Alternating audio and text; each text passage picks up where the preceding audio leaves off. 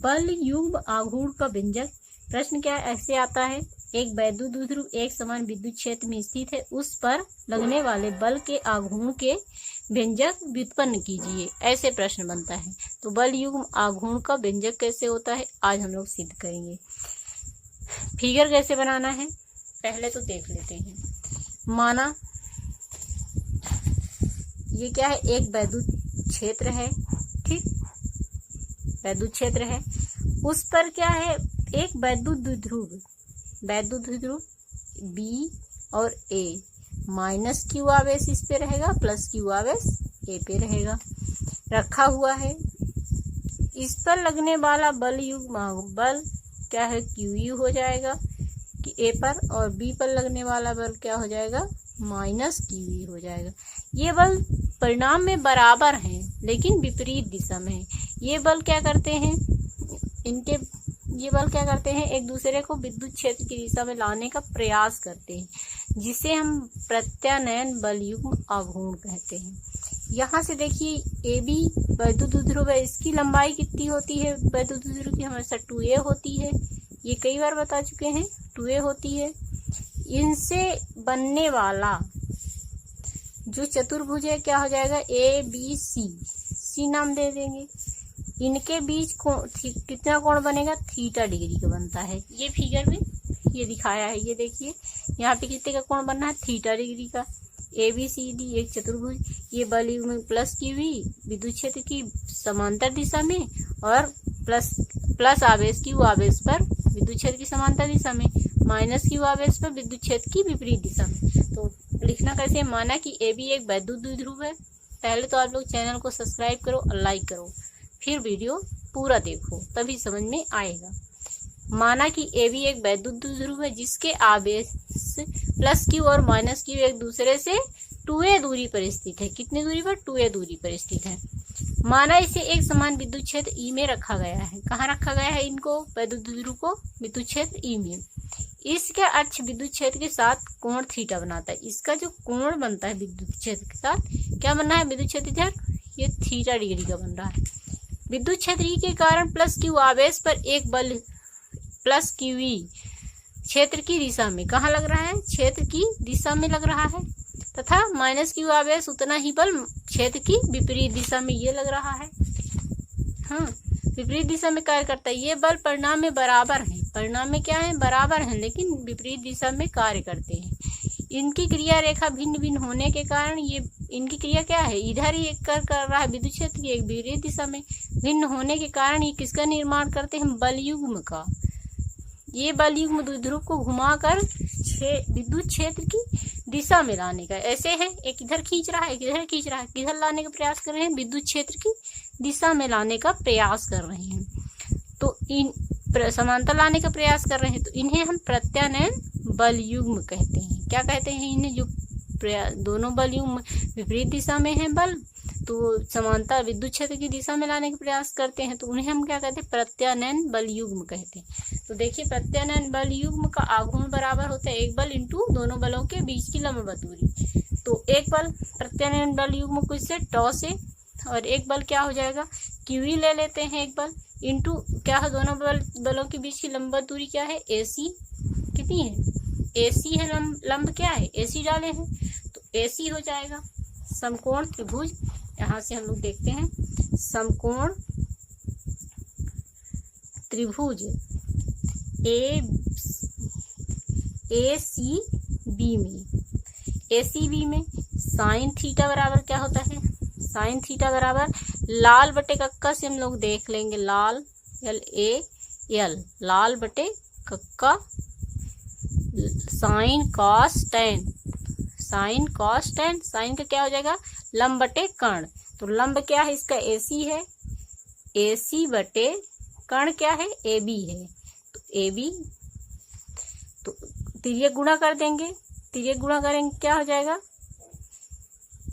AC बराबर आ जाएगा AB sine theta, AB क्या आ जाएगा, AB साइन थीटा। तो AB का मान क्या है, हम लोग जानते हैं, ये देखो AB का मान कितना है, 2a है, तो हम रख देंगे 2a साइन थीटा। अब देखिए समीकरण हमने क्या माना था, इसको एक माना था। यहाँ समीकरण क्या माने हैं, टॉ बराबर क्यूई AC, समीकरण एक है, AC का मान हम रख देंगे यहाँ पे। तो समीकरण एक में मान रखने पर तो AC समीकरण क्या है, टॉ इक्वल टू, टॉ सही से नहीं बन रहा है हमसे, टॉ इक्वल टू क्या हो जाएगा, QE है, AC की जगह हम क्या रखेंगे, 2A साइन थीटा। ठीक, अब देखिए क्या हो जाएगा, टॉ इक्वल टू आ जाएगा Q इंटू 2A क्या हो जाएगा, E साइन थीटा। ठीक, तो देखो क्या होता है, P बराबर होता है Q इंटू 2A वैद्युत द्विध्रुव आघूर्ण, द्विध्रुव आघूर्ण इतना होता है। हम इसका मान यहाँ पे रख देंगे, तो टॉ इक्वल टू हो जाएगा, चूंकि tau equal to Q into 2A की जगह हम क्या रख सकते हैं, E साइन थीटा तो है, ये है E साइन थीटा है, रख देंगे। यही क्या है, प्रत्यानयन बल युग्म आघूर्ण का व्यंजक है। अब विशेष स्थितियां हम लोग देख लेते हैं आगे। विशेष स्थिति में क्या है इसकी,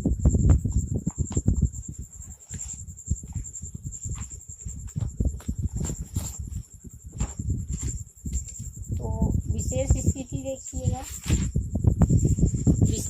विशेष स्थिति में विशेष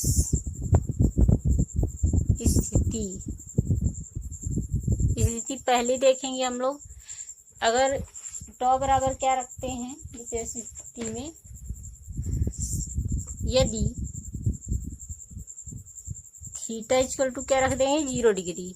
ठीक है, 0 डिग्री रखते हैं तो इसका क्या हो जाएगा, समीकरण 3 से, समीकरण इसको क्या मान लेते हैं, वो 1 है तो 2 हो जाएगा, समीकरण 2 से या 2 में मान रखने पर, तो टॉ इक्वल टू हो जाएगा PE साइन 0 डिग्री हो जाएगा। 0 डिग्री का मान क्या होता है, साइन का 0 डिग्री का मान 0 होता है, तो टॉ इक्वल टू हो जाएगा 0। तो इस स्थिति में क्या होता है, इस स्थिति में द्विध्रुव अस्थाई संतुलन में होता है, मतलब इसमें बलयुग्म आघूर्ण नहीं लगता, विद्युत क्षेत्र की दिशा में होता है, संतुलन में होगा। जो द्विध्रुव होगा तो कैसे हो जाएगा, ये फिगर में यहाँ दिखा देते हैं आपको। द्विध्रुव कैसे हो जाएगा आपका, ऐसे हो जाएगा, ये सीधा विद्युत क्षेत्र की समांतर दिशा में, ये द्विध्रुव AB है, ये किस दिशा में होगा, एकदम विद्युत क्षेत्र की दिशा में बन जाएगा, मतलब संतुलन की स्थिति में होगा।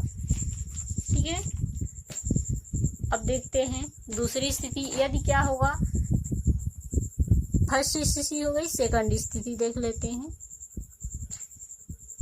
स्थिति सेकंड है, यदि यहाँ देखिए, यदि थीटा बराबर क्या होगा, 90 डिग्री, हम 90 डिग्री समीकरण 2 में रखते हैं, समीकरण 2 से,